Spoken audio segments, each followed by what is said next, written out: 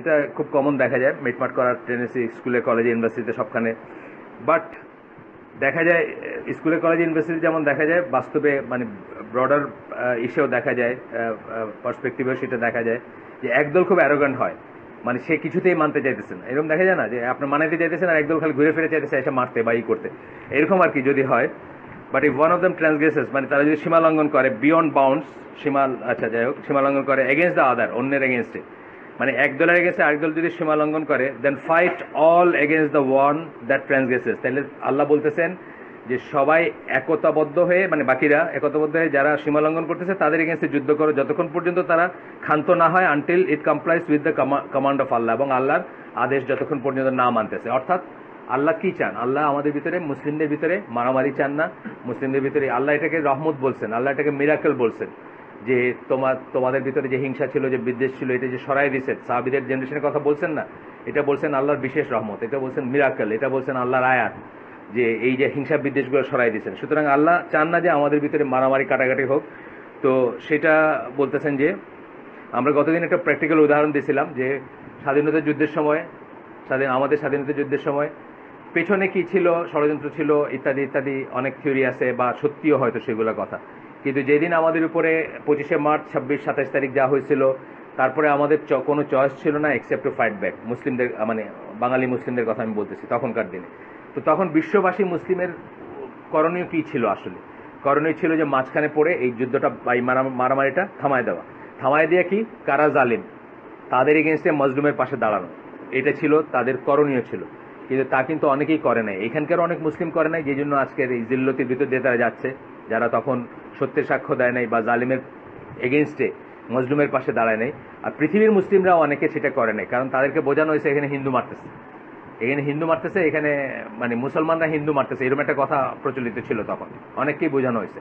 নাহলে ধরেন সৌদি আরবের মতো একটা দেশ, তারা এই উম্মার লিডার, কিন্তু ইন সেন্স তাদের উচিত ছিল কি, আমি গভর্নমেন্টের কথা, আলেমদের কথা বলতেছি না, গভর্নমেন্টের কথা বলতেছি, তাদের উচিত ছিল তারা মধ্যস্থতা, তারা মাঝখানে এসে আমাদের এই মারামারিটা মানে আফটারঅল তো মুসলিম মরছে 3 লাখ মরুক আর 30 লাখ মরুক, মুসলিমই তো মরছে, মেজরিটি মুসলিম মরছে, তাদের উচিত ছিল এটাকে আলাদা করে দেওয়া বা এটাকে শান্তি প্রতিষ্ঠা করা। এবং তখন যদি একদল ক্ষান্ত না হয়, সবাই মিলে তাদের এগেন্সে যুদ্ধ করা, এটা আল্লাহ বলতেছেন কোরআনের আয়াতে, সবাই মিলে তাদের এগেন্সে যুদ্ধ করা। এই সময় এইটা আপনাদেরকে জীবনের জন্য একটা শিক্ষা দিবে যে টু গ্রুপ অফ মুসলিম যদি তারা কখনো মারামারি কাটাকাটিতে লিপ্ত হয়, আপনি কি স্ট্যান্ড নেবেন, আপনার স্ট্যান্ড হবে এইটা। অফকোর্স এখন কথা হচ্ছে যে হয়তো অনেক মানুষকে তারা বোঝাইতে পারছে যে আমরা মুসলিমই না তখন। যেমন ধরেন আমরা জানতাম, যারা স্বাধীনতা যুদ্ধ দেখছেন তারা জানেন যে পাকিস্তান থেকে তখন মিলিশিয়া, মানে নর্থ ওয়েস্ট ফ্রন্টিয়ার প্রভিন্স এবং বেলুচিস্তানের অনেক মিলিশিয়াদের নিয়ে আসে এখানে। তারা ল্যাঙ্গুয়েজ বুঝে না, কিচ্ছু বুঝে না এই দেশে, তাদেরকে বোঝায় বলছে যে এগুলো সব গনিমতের মাল, মানে যা করতে পারো করো, কোনো সমস্যা নাই, এগুলো মুসলমান না, মানে একেবারে অশিক্ষিত কুশিক্ষিত। তারা মরছে ওরকম, মানে যখন বর্ষা আসছে প্রত্যন্ত অঞ্চলে আটকায় পড়ছে, এই যে সিলেটের মতো জায়গা পাও না, গণহারে মারাও গেছে, তাদেরকে মানুষ মারছে। কিন্তু কথা হচ্ছে তারা যেহেতু ল্যাঙ্গুয়েজ জানে না, তারা এখানকার কালচার জানে না, তারা জীবনে এই জায়গায় দেখে নাই, তাদেরকে না বুঝাই দিচ্ছে এগুলো সব হিন্দু বা প্রায় হিন্দু বা মুশরিক বা একটা কিছু বুঝাইছে, তারা ওইভাবে মারপিটগুলো করছে। যাই হোক, এইটা বলতেছেন, এইটাই আমরা পড়ছিলাম গতদিন এই আয়াতটাকে ওরা দলিল হিসাবে দেয়। কারা দেয়? যারা মনে করে শাসকের এগেনস্টে দাঁড়ানোটা মাস্ট এবং যুদ্ধ করাটা মাস্ট এবং শাসককে অপসারণ করাটা মাস্ট, তার এগেনস্টে অস্ত্র ধরাটা মাস্ট, তারা এই দলিলটা দেন। কি ক্লজে দলিলটা দেন? যে শাসকগুলা জালেম আর এইগুলা মজলুম, শাসকগুলা জালেম এবং এইগুলা মজলুম। কিন্তু এইখানে কিন্তু এই আয়াতটাতে শাসকের কথা বলা হয় না, এখানে টু গ্রুপসের কথা বলা হয়েছে। এইটা হচ্ছে জেনারেল কথা। গতদিন আমরা বলছিলাম যে জেনারেল দলিল আর পার্টিকুলার দলিলের ভিতর, পার্টিকুলার যদি কোনো কথা এসে যায়, পার্টিকুলারটা বেশি ইম্পর্টেন্ট দেন দ্য জেনারেল দলিল। যেমন আমরা গতদিন উদাহরণ দিয়েছিলাম কয়েকটা, একটা হচ্ছে যেমন দিয়েছিলাম যে বিয়ের ব্যাপারটা আমরা বলছিলাম যে এই রিলেশনের বাইরে সবাই তোমাদের জন্য বিয়ের জন্য হালাল, এটা বলেন না, আল্লাহ বলেন, রসুল বলেন। এই রিলেশন, নিষিদ্ধ রিলেশন আছে না কয়টা, আপন মা বোন, এই ফুফু, এটা হচ্ছে জেনারেল কথা। কিন্তু পার্টিকুলার দলিল কি? যখন একজন মানুষ একত্রে 2 বোনকে বিয়েতে রাখতে পারবে না, এটা হচ্ছে পার্টিকুলার দলিল। জেনারেল দলিলে কিন্তু ওই বোনটা জায়েজ তার জন্য বিয়ে করা, তাই না? সে তো তার ওই মাহরামের ভিতর পড়তেছে না, জেনারেল দলিল, তাকে সে বিয়ে করতে পারে। কিন্তু যখন তার বোনকে বিয়ে করছে তখন আরেকটা বোনকে বিয়ে করতে পারে না। পার্টিকুলার একটা দলিল এসে জেনারেল দলিলটার চেয়ে বেশি ইম্পর্টেন্ট হলো, বেশি গ্রহণযোগ্য হলো এখানে। কেন? পার্টিকুলারলি এই কেসটার কথা বলে দেওয়া হয়েছে যে এই বোনকে, এক বোন থাকা অবস্থায় আরেক বোনকে বিয়ে করতে পারবে না। কিন্তু জেনারেল দলিল যে এই বোন কিন্তু হালাল তার জন্য, সে জেনারেলি বিয়ে করতে পারতো, কিন্তু এই পার্টিকুলার একটা কন্ডিশনের জন্য সে পারতেছে না। একইভাবে এইখানে যে এই যে সূরা হুজুরাতে যে আয়াতটা পড়লাম, এটা হচ্ছে জেনারেল কথা, এখানে শাসকের কথা উল্লেখ করা হয়নি। কুরতুবী বলতেছেন, কুরতুবীর কথাটা এখানে আসছিল, কুরতুবী বলতেছিলেন to fight the group that is transgressing, এটা বলা হয়েছে, এই আয়াতে বলা হয়েছে কি সেই গ্রুপকে সাথে যুদ্ধ করতে যারা ট্রান্সগ্রেস করতেছে, যারা সীমালঙ্ঘন করতেছে। আদার এক্সপ্লিসিট অন্যান্য টেক্সট দেখায় কি যে রুলারের এগেনস্টে ই করাটা, আমরা অনেক টেক্সট পড়ছি, অনেক দলিল পড়ছি যে রুলারের এগেনস্টে অস্ত্র ধরা যাবে না, এক্সেপ্ট কুফর, স্পষ্ট কুফরে যদি না হয় এবং ডিক্লেয়ার্ড মানে এস্টাবলিশ কুফরে যদি না হয়। তাহলে বলতেছেন যে যারা রুলারের এগেনস্টে বিদ্রোহ করে তারাই সীমা লঙ্ঘনকারী। খেয়াল করেন মানে কিভাবে দলিলগুলো আমরা মিস করি। এটাই আমরা বলতেছি যে আমি এটা পড়তে পড়তে আমার মনে হচ্ছিল যে এক্সট্রিমিস্টরা বলেন অথবা মডার্নিস্টরা বলেন, সবাই কিন্তু হাদিসকে অমান্য করতে চায়। কারণ হাদিসকে অমান্য করলে, হাদিসকে ব্রাশ সেট করলে, হাদিসকে না মানলে, হাদিসের গ্রহণযোগ্যতা যদি আপনি না মানেন বা হাদিসকে যদি তোয়াক্কা না করেন, তাহলে কিন্তু কোরআনকে আপনি আপনার ইচ্ছা মতো ইন্টারপ্রেট করতে পারেন। যেমন এই আয়াতটাকে আপনি বলতেই পারতেন যে শাসকরা জালিম, তারা সীমা লঙ্ঘন করছে, কাজী শাসকের এগেন্সে দাঁড়াতে, যে কোনো শাসক। আমি পাকিস্তানি আমলের কথা বলার মানে কিন্তু সেটাকে শাসক হিসাবে বলি নাই, তখন অলরেডি তারা আমাদের খুন করতে শুরু করছে, হত্যা করতে শুরু করছে, মাস কিলিং শুরু করছে, সেটা অন্য জিনিস, অন্য ক্লজে পড়বে। সেটা যান বাঁচানো ফরজ না, আপনারা মারতেছে, আপনি কি দাঁড়ায় দাঁড়ায় দেখবেন নাকি? হ্যাঁ, মুসলমান ভাই আপনারা মারতেছে, গুলি করতে আসছে, আপনি দাঁড়ায় দেখবেন যে মুসলমান ভাই মারতেছে আমি দাঁড়ায় দেখি না? তখন কিন্তু অন্য ক্লজ আসতেছে, শরিয়ার অন্য ক্লজ আসতেছে না, যে আপনার জানটা আপনি বাঁচাবেন, এটাই ফরজ। আপনাকে ডিফেন্সের জন্য যুদ্ধ করতে হবে বা ডিফেন্সের জন্য দাঁড়াইতে হবে। যেই জন্য আপনার বাসায় যদি কেউ অ্যাটাক করে, মাসুদ ফুরকান ভাই আসছেন, কুরতুবীর কথা যা শেষ করলাম, 1273 সালে মৃত্যু ওনার, এবং উনি মালিকি মেজাবের ছিলেন, স্প্যানিশ অরিজিনের স্কলার ছিলেন। আপনি টাইমটা জানতে চাচ্ছিলেন, 671 হিজরি, 1273, গতদিন আপনি জানতে চাইছিলেন। আচ্ছা, তো তখন অন্য ক্লজ আসতেছে, তখন কিন্তু শাসকের পাকিস্তানিদের সাথে ওরা আমাদের উপর ক্র্যাকডাউন করার পরে আমরা যে যুদ্ধ করছি ওইটা কিন্তু শাসকের এগেন্সে বিদ্রোহতে পড়তেছে না, ওইটা পড়তেছে কি আমার যান বাঁচানো ফরজ, আমার মেরে ফেলতেছে না, গণহারে মেরে ফেলতেছে স্তূপ। আমি যেই জন্য আমার কোনো কোনো লেখায় লিখছি যে ওই 27 তারিখ সকালে কারফিউ যখন ভাঙে আমি রাস্তায় পাইছি, 25 তারিখ রাত্রে ক্র্যাকডাউন হয়েছে, 26, 27, এবং যে লাশের স্তূপ আমি দেখছি ওইটার পরে আর যাই হোক পাকিস্তানিদের ভাই মনে করার কোনো কারণ নাই, এবং পাকিস্তানের অখণ্ডতার দোহাই দিয়া মানুষের মৃত্যু দেখার কোনো কারণ নেই।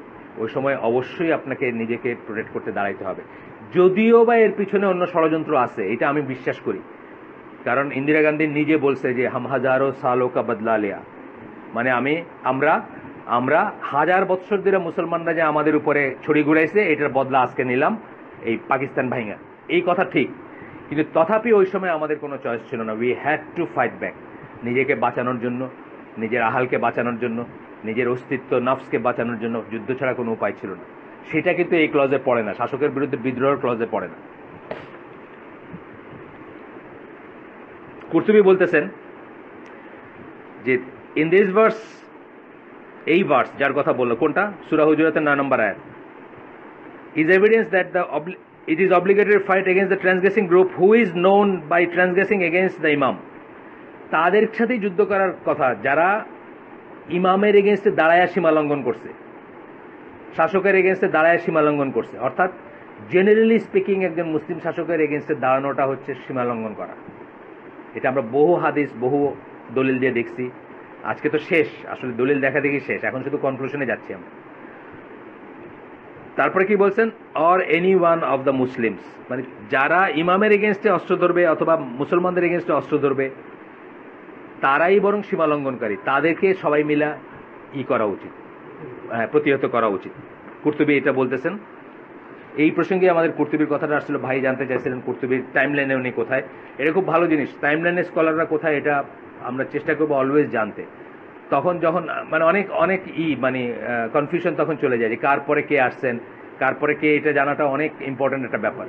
যেমন ধরেন একটা সময় ছিল যখন সাহাবীরা অথবা কিছু তাবেঈরাও শাসকের এগেনস্টে দাঁড়াইছেন বা ফিতনায় অংশগ্রহণ করছেন বা যুদ্ধে মুসলমানের যুদ্ধে অংশগ্রহণ করছেন, সেই সময়টা পর্যন্ত এই এই ফিকগুলা ফর্ম নেয় নাই, অর্থাৎ সমস্ত দলিল দস্তাবেজ যা আছে কোরআন সুন্নাহকে করে সমস্ত উম্মার ঐক্যমত্যে, ইমামদের বা আলেমদের ঐক্যমত্যে এটাতে পৌঁছানো যায় নাই যে এইটাই ঠিক এবং ওইটা অঠিক।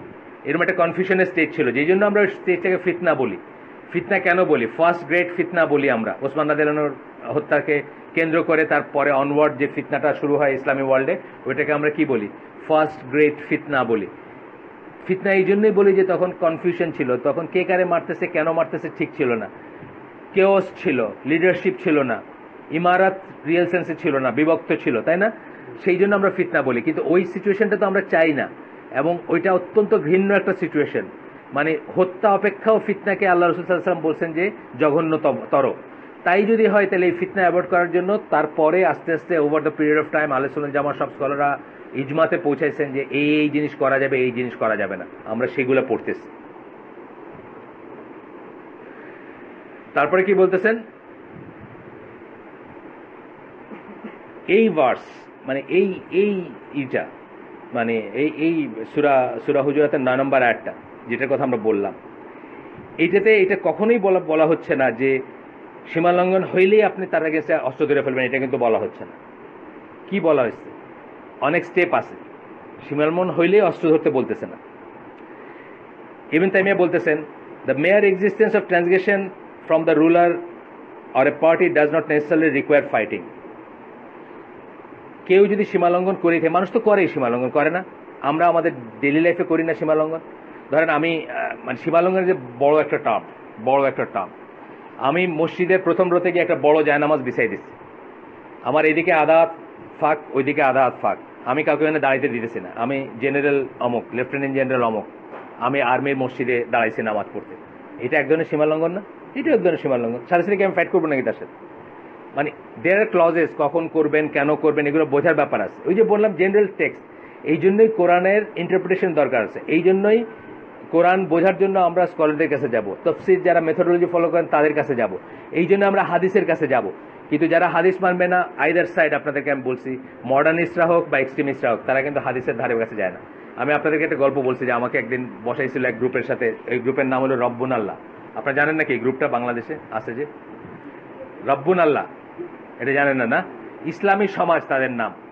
কথায় কথায় তারা মানে সব তাগুত, সব কাফের, এখানে ইসলামী এদের ফলোয়ারও আছে অনেক। তো বসাইলো, তো ওই আমির যে সে আমারে বলতেছে ফেইথের স্টেটমেন্ট মানে ইমানের স্টেটমেন্ট, মুসলমান হইতে কি বলতে হবে? রব্বুন আল্লাহ বলতে হবে। তা কোরআনের রব্বুন আল্লাহ কথাটা আছে, ঠিক আছে, কথাটা ঠিক আছে। তা আমি বললাম যে আমরা তো কোনোদিন শুনি নাই, কারণ আল্লাহ রাসূল সাল্লাল্লাহু আলাইহি ওয়াসাল্লামের অন্তত 50টা হাদিস পাবেন আপনি যেখানে আল্লাহ রাসূল সাল্লাল্লাহু আলাইহি ওয়াসাল্লামের কাছে কেউ মুসলমান হইতে আসছে আর আল্লাহ রাসূল বলছেন তাকে যে বলো লা ইলাহা ইল্লাল্লাহ। কোথাও তো বলেন নেই বলো রব্বুন আল্লাহ। সেই লোক আমির যে ওদের আর কি, সে আমারে বলতেছে হাদিসে এগুলো কে কোথায় কখন লেখছে কোনো ঠিক আছে নাকি? মাশাআল্লাহ, আলহামদুলিল্লাহ, মানে কি বলবো, মানে বুঝছেন না, ওই স্ট্যান্ড নিতে হলে তো এটাই বলতে হবে। এই জন্য এক্সট্রিমিস্ট গ্রুপের ভিতরে আপনি দেখবেন এটা, যে তারা হাদিসটা দিয়ে যখনই সমস্যা তখনই বলবে যে হাদিস কই থেকে আসছে, কোনো ঠিক আছে নাকি, কে বলছে, কোথার থেকে, মানে ওইটার ব্রাশ সেট করবে। আবার মডার্নিস্টদের ভিতরে দেখবেন তা হাদিস বাদ দিলে আমরা কি পড়ছি, আমরা অথরিটি অ্যান্ড ইম্পর্টেন্স অফ সুন্নাহ যে বইটা, অথবা সুন্নাহর কর্তৃত্ব মর্যাদা, ওইটার কনক্লুশনটা কি? নো সুন্নাহ নো ইসলাম। সিম্পল কথা, সুন্নাহ নাই, কোনো ইসলাম নাই। আর এটা বুঝতে গেলে পিএইচডি করার দরকার নাই। একে সিম্পল, মানে আমাদের 1 নম্বর স্তম্ভ হলো শাহাদা, 2 নম্বর স্তম্ভকে সালাত। যে সালাত পড়ে না সে মুসলিম উম্মার বড় স্কলারদের ঐক্যমতে সে কাফের। এই সালাত আপনি কেমনে পড়েন? আপনি কোথা থেকে পাইছেন? সুন্নাহ থেকে পাইছেন। A to Z ইজ সুন্নাহ। আল্লাহ শুধু বলছেন সালাত কায়েম কর অমুক অমুক সময়ে, সেই সময় নিয়েও বিতর্ক করার স্কোপ আছে যদি আপনি সুন্নাহ না মানেন। শিয়ারা 3 ওয়াক্ত পড়ে না? অনেক মানুষ এখন কোরআনিয়ন যারা, তারা কিন্তু তর্ক করতে শুরু করছে যে আসলে তো সালাত 3 ওয়াক্ত। আবার কোরআনিয়নরা অনেকে নামাজ উঠা বসা করে না, তারা বলে মনের, আল্লাহ তো বলেন না, আল্লাহ বলছেন নাকি উঠা বসা করতে হবে?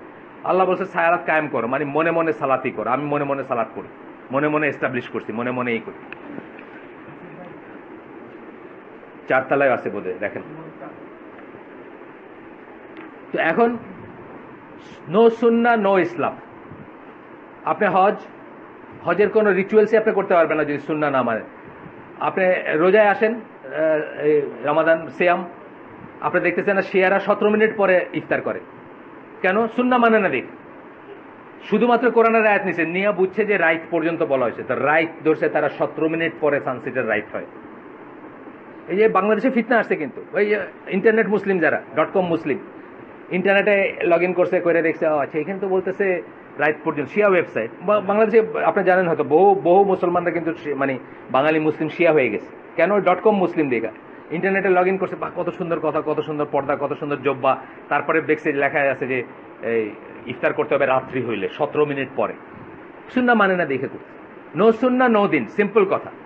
যদি সুন্নাহ মানতো তাইলে, এই জন্য আমি বলি যে ইন্টারনেট ইসলামের অনেক বিপদ, বলি না আমি সবসময়। আরটা হচ্ছে ধরেন realislam.com, আপনাদের আগেও বলছি, এই ওয়েবসাইট হলো কাদিয়ানিদের। তা আপনি যদি এখন ইন্টারমিডিয়েট পাস করা, দাড়ি মোছ ভালো করে গজায় নাই, একজন ইন্টারনেটের অ্যাক্সেস পাইছেন, রিয়েল ইসলাম, বাহ এতদিনে তো এটাই খুঁজতেছিলাম, realislam.com, এন্ড আপ করবেন কি সে কাদিয়ানি হবে না। হচ্ছে বাংলাদেশে মানুষ কাদিয়ানি হচ্ছে, মানুষ শিয়া হচ্ছে। শিয়া তো বেশ ভালো একটা জনগোষ্ঠী হয়ে গেছে, বুঝা হোক না বুঝা হোক, কথা শুনতে কত ভাল লাগে, কানতে কত ভাল লাগে, মা ফাতেমা এটা না ওইটা না, কত কিছু আছে না তাদের, পেট চাপড়ায়া, হ্যাঁ হ্যাঁ পাক পাঞ্জাতন ইত্যাদি। যাই হোক, কথা শুনতে ভালো। আমার মায়েদের দেখতাম বিশ্বাস সিন্ধু পড়তেছে আর কানতেছে, মা চাচি খালাম্মারা বৈশা বৈশা পুঁথি পড়তো আর কানতো, মানে আহারে। সোহরাব রুস্তম দুজনেই কাফের ছিল, সোহরাব রুস্তমের গল্প পড়তো আর কানতো, মানে কিভাবে বাপ আর ছেলের যুদ্ধ হয়েছে আর ই হয়েছে।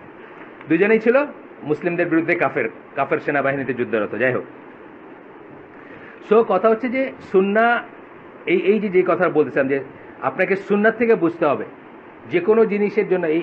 এই যে এইগুলা দলিলগুলো আমরা আগে পড়ছি, আমরা স্পেসিফিক্যালি দেখছি আল্লাহ রসুল নিষেধ করতেছেন, স্পেসিফিক্যালি নিষেধ করতেছেন, না এটা করবা না, না এটা করবা না, না এটা করবা না। যেখানে আমরা এটাও দেখছি দলিল, যেখানে বলছেন একটা খারেজিরে পাইলে হত্যা করবা, কেন? সে ডেভিয়েন্ট, সে হেরেসি, মানে বিদাত নিয়ে আসছে, বড় বিদাত না, তথাপি বলতেছেন শাসকের এগেনস্টে এই করা যাবে না। কারণ কি? ফিতনাটাকে তার চেয়ে খারাপ মনে করতেছে। ফিতনা বা ট্রায়ালস এন্ড ট্রিবুলেশনকে কারণ মুসলমানদের রক্তপাত হবে, এইটা হচ্ছে মেইন রিজন। ইবনে তাইমিয়া বলতেছেন, the mere existence of transgression from the ruler or a party does not necessarily require fighting. একটা ট্রান্সগ্রেশন আছে, সীমালঙ্ঘন আছে মানেই যে যুদ্ধ করতে হবে তা না, কিন্তু in fact a principle that is indicated by the text মানে নস, দলিল, ওয়াহি, সেখান থেকে একটা মূলনীতি বের আসে, সেটা কি? The people are ordered to be patient with and not fight. এই যে আমরা আগের দলিল দেখছি, আমরা যারা এখানে ছিলেন না মজলিসে, মানে আমাদের আগের এলাকাগুলায়, তারা দেখে নিন, ইন্টারনেটে পর্যায়ক্রমিকভাবে আসে, তার সঙ্গে সবকটা আছে, তো দেখে নিন তারা, যে আমরা সমস্ত দলিলগুলো দেখছি এখানে, যে আল্লাহ রসুল বলছেন যতক্ষণ সে নামাজ পড়ে। একটা হাদিসে বলছেন যতক্ষণ সে নামাজ কায়েম করে, সালাত কায়েম করে, আর একটা হাদিসে বলছেন যতক্ষণ সে নিজে নামাজ পড়ে। এটা বটম লাইন হচ্ছে এটা, ততক্ষণ তার এগেনস্টে অস্ত্র ধরা যাবে না, যদি সে স্পষ্ট কুফরে লিপ্ত না হয়, অর্থাৎ কোনো তার এগেনস্টে কুফর বা কাফের হওয়ার এভিডেন্স কায়েম না করা হয়। সেটা আমরা একটু পরে দেখব, যে আহমদ বিন হাম্বল খলিফা আল মামুনকেও কাফের ডিক্লেয়ার করেন নাই, কারণ উনি বুঝছেন যে সে ব্যাপারটা বুঝতেছে না, ব্যাপারটা অনেক সূক্ষ্ম ব্যাপার, সে সেটা বুঝতেছে না। তার পিছনে নামাজ পড়ছেন, তাকে ইমাম মানছেন, তাকে হজের ইমাম, জেহাদের ইমাম এবং জুমার ইমাম মানছেন। মানে আপনি জানেন তো, মুসলিম শাসকের কিন্তু 3টা রেসপন্সিবিলিটি, একটা কি? হজের ইমাম সে অথবা তার ডেজিগনেটেড কাউকে সে হজে পাঠাবে লিডার করে, হজের কাফেলা যায় একজন লিডারের আন্ডারে। জুমার খুতবা সে দিবে, আলেম দেয় না কিন্তু জুমার খুতবা। মানে আমরা মনে করি জুমার খুতবা দেওয়াটা হলো বড় আলেমের, না, আমাদের এগুলোতে তো হাঁটু কাঁপবে, এগুলো তো জুমার মেম্বরে দাঁড়াইতে পারবে না, এই জন্য আলেমে দেয়। আমাদের এগুলো তো আর সেই শাসক না, কিন্তু জুমার খুতবা দিবে হইলো অ্যাকচুয়ালি খলিফা দিবে। ওমর রাদিয়াল্লাহু আনহুকে আপনি দেখেন, উনি কি ওনার সময় বিগেস্ট আলেম ছিলেন? তা না, কিন্তু উনি খলিফা ছিলেন, শাসক ছিলেন। জুমার খুতবা দিবে শাসক, মুসলিম রুলার দিবে, আলেম না। সবচেয়ে বড় আলেম দিবেন তা না, কিন্তু আলেম তার পিছিয়ে জুমা পড়বে। এটাই সুন্নাহ, এটাই নিয়ম, বা এটাই করা হয়েছে। মানে তার আইডেন্টিটি অ্যাজ দ্য আমির বা ইমারাতের ইটা সুপারসিড করে আলেমের ইটাকে। আর কি হবে? একটা ঈদের ইটা দিবে, দুইটা এক হইলে তো খুব ভালো কথা, কিন্তু এক যদি না হয় সে দিবে, অথবা সে ডেজিগনেট করে দিবে। তা আমাদের এখানে ডেজিগনেট করে দেয়, কারণ আমাদের এখানে দেওয়ার যোগ্যতা নেই। আমাদের এখানে আসলে কি, যত সেক্টর কর্পোরেশন আছে ওইগুলোর এমডি গুলোর বলা উচিত ছিল না যে চলেন ভাই আমরা সবাই দাঁড়াই, বা যত কর্পোরেট আছে, আপনারও তো কোন একটা কর্পোরেট অফিসে চাকরি করেন, আপনার এমডি বা চেয়ারম্যান কি জুমার খুতবা দিতে পারবে? প্রশ্নের ওঠে না এখন।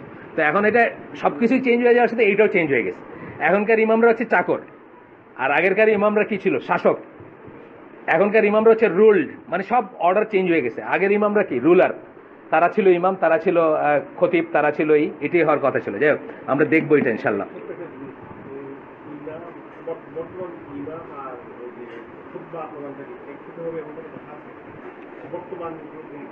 না, বর্তমান পরিস্থিতি এক হতে পারবে না, না এক হইতে হবে না। এখন তো হচ্ছে ইমাম আর খতিব যেটা আমাদের মসজিদে হয়, এই যেটা ইমাম বলতেছে এই ইমাম মানে আমি যে ইমাম বলতেছি সেটা না, আমি যে ইমাম বলতেছি সেটা লিডার বলতেছি। আর এই ইমাম হইতে মসজিদের একটা পেড পজিশন, একটা যে এই লোক ওয়াক্তিয়া নামাজগুলারে লিড করবে। এখন দেখা যায় যে সে খতিব আনা হয়, তার চেয়ে জ্ঞানী কাউকে সাধারণত আনা হয়, যিনি ওই ওর চেয়ে বেটার বলতে পারবেন বা আর একটু বেশি জ্ঞান আছে, তাকে আনা হয়। কিন্তু আইডিয়ালি কি হওয়া উচিত ছিল, মহৎপুর এটার এমপি হলো XYZ, এই এলাকার প্রধান মসজিদের লাঠিটা সে ধরে দাঁড়াবে, তাই না? এটা হওয়ার কথা ছিল। কিন্তু এটা তো আর এইখানে বললে লাভ নেই, সৌদি আরবেও নাই। সৌদি আরবে আমি গেলাম, আল্লাহ নিছেন 3 বার, বহু মসজিদে নামাজ পড়ছি, কোথাও তো আর শাসককে দেখি নাই খুতবা দিতে, ওই অ্যাপয়েন্টেড লোকরাই দেয়।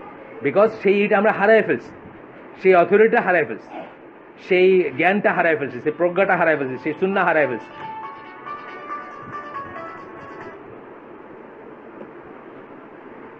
আজকে আপনি আসলেন যে আপনার অফিস নেই, হাসান ও শনিবারে থাকে, তাইলে আপনারা দুজনে এটা ফেল করেন না মতো একটা অ্যারেঞ্জমেন্ট করে নিন। আজকে যেমন আমরা মুখ চাওয়াচাই করতেছিলাম, সিভিল ইঞ্জিনিয়ার সাহেবরে অনেক কষ্ট করে বসাইছি, আজকে তো কেউ নাই, ছিল না আর কি। না মানে আমি বলতেছি যে জাস্ট এটা অ্যারেঞ্জমেন্ট করে নিন, মানে 3rd 4th 5th, মানে ফেল করার লাইনে 5th যদি কেউ থাকেন আমার আপত্তি নেই, আপনাদের চেহারা থাকতে হবে এমন কোনো কথা নেই। হ্যাঁ, মানে আপনারা তো কি পজিশন বুঝছেন না, কি পজিশন, এটা দেরি হলে আমি দেরি হলে চলে, আপনার দেরি হলে চলবে না। যাই হোক, মানে না ওই জন্য না, মানে আপনাদের এটা যে অনেকে তাকায় থাকে, কেউ কেউ হয়তো লাইভ স্ট্রিমিংও শোনে, আমি জানি না, দু একজন আছে নাকি, একজন কেউ শুনতেছে আজকে? আচ্ছা, ওই যে ইরেগুলার হয় দেখে কিন্তু শোনে না, এটা আমরা ডিক্লেয়ার করবো ইনশাল্লাহ। আমাদের প্ল্যান ছিল আপনারা এই দায়িত্বটা একটা রোস্টার বানায় নেন, 1 2 3 4 কে ফেল করলে কে, অ্যান্ড আমি ওই ফেলিয়ারটা দেখতে চাই না, বাস মনিরও আছেন এটার ভিতরে, আপনারা থাকেন চেইনের ভিতরে থাইকা, আপনারা একটা দিয়ে দেন, আপনাদের তরফ থেকে মেল দিয়ে দেন গ্রুপে, আমি এটাই করে দিব যে লাইভ স্ট্রিমিং এখন থেকে এই হালাকার হবে বা এই সময় হবে ইনশাল্লাহ। তখন বলতেছেন কি যে আমাদেরকে কি বলা হয়েছে, to be patient with and not fight. এই আমরা দেখছি, অনেক দলিল দেখছি যে আপনার জায়গা যদি নিয়ে যায়, আপনার পিঠে 2 গা লাগায়, তাও আপনি তার এগেন্স্টে দাঁড়াবেন না, আল্লাহর কাছে আপনার রাইট চাবেন। The injustice, operation and ট্রান্সগ্রেশন of unjust wrong doing ruler, এটার এগেনস্টে অনেক দলিল আমরা পড়লাম যে আমাদেরকে ধৈর্য ধারণ করতে বলছেন। এইটা বুঝছেন দেখাই আব্দুল্লাহ ইবনে ওমর কিন্তু ওয়ান অফ দ্য স্ট্রিক্টেস্ট সাহাবী ছিলেন ফিকের ব্যাপারে, আপনারা জানেন। যে কোনো এটা মানে জোক বলবো না আমি কথাটা, মানে বোঝাইতে গিয়ে বলা হয় যে দুইটাই ঠিক, পৃথিবীতে 2টা লাইনই ঠিক আছে। এটা বোঝাইতে গিয়ে অনেক বড় বড় স্কলাররা বলেন যে কেউ যদি খুব সহজ ফিক চাইতো, তারা ইবনে আব্বাসের কাছে যাইতো, আব্দুল্লাহ ইবনে আব্বাসের কাছে যাইতো। উনি সবকিছুকে সহজ করে দিতে চাইতেন, যতটুকু নিতে পারে, যতটুকু সহজ। আচ্ছা, আর আব্দুল্লাহ ইবনে ওমরের কাছে গেলে উনি সবচেয়ে হার্ডেস্ট লাইনটা নিতেন। এটার মানে যে ওর জন্য তা না, উনি নিজে মন থেকে, ওনার ইখলাস এরকম ছিল যে উনি ওইটাই পছন্দ করতেন বা ওইটাই বিশ্বাস করতেন বা নিজে ওটা করতেন। এখন এই সাহাবীও কিন্তু হাজ্জাজ বিন ইউসুফের কথা বলছে যে হাজ্জাজ বিন ইউসুফকে আমির মানছেন, তার পেছনে নামাজ পড়ছেন এবং বলছেন যে এই অত্যাচারী লোকটাকে আমাদের উপর বসানো হয়েছে বিকজ আমরা এটা ডিজার্ভ করি, নট দ্যাট সে খারাপ, এটা আল্লাহর তরফ থেকে আমাদের জন্য নির্ধারণ, আল্লাহ আমাদের উপর তাকে বসাইছেন কারণ আমরা এটা ডিজার্ভ করি। এখন এইভাবে দেখছেন উনি। ওনারা কি যুদ্ধ করতে জানতেন না? ওনারা কি তরবারি ধরতে জানতেন? অফকোর্স জানতেন। যাই হোক, such is what the Prophet ﷺ ordered in more than one hadith. এই যে আমরা এটা ইবনে তাইমিয়া বলতেছেন যে এইটাই আমাদেরকে আদেশ করছেন আল্লাহ রাসূল সাল্লাল্লাহু আলাইহি ওয়াসাল্লাম একাধিক হাদিসে, আমরা আগে পড়ছি এগুলো সব। He did not permit repelling the transgression by fighting in all cases. যে কোনো অবস্থাতে বা অলমোস্ট সবকটাই সেই উনি পারমিট করেন নাই যে আপনি ফাইট করবেন। In fact if such would lead the trials and affliction, it is then prohibited to repel the transgression. যদি সেটাতে অ্যাফ্লিকশন, ট্রায়ালস অ্যান্ড অ্যাফ্লিকশন মানে কি ফিতনা, যেটাকে আমরা বলি, ফিতনার যদি সূত্রপাত হয় তাহলে এটা নিষিদ্ধ, এটা করতে পারবেন না। Instead one is order to have patience, বরং তার পরিবর্তে ধৈর্য ধারণ করতে বলা হয়েছে।